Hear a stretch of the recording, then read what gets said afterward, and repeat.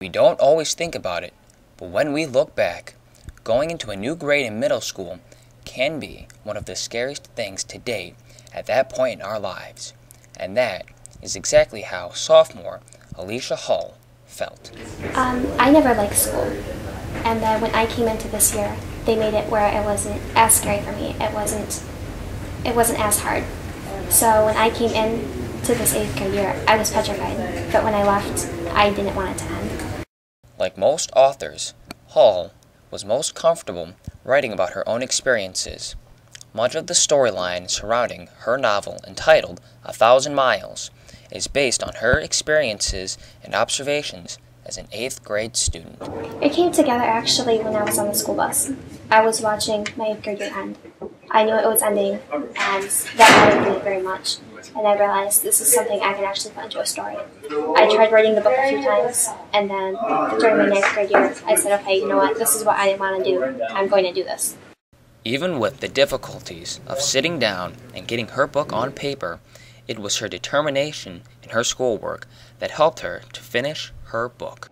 I think I always know that school's very hard for me. School's always been challenging. So to be able to sit down and say, hey, this is something I can actually do. This is something you can do. This is something you want to do. Why not? Why not try it? And you can always pull away later. As things changed and she got older, one thing that Hull could always count on to remain constant was her love for writing.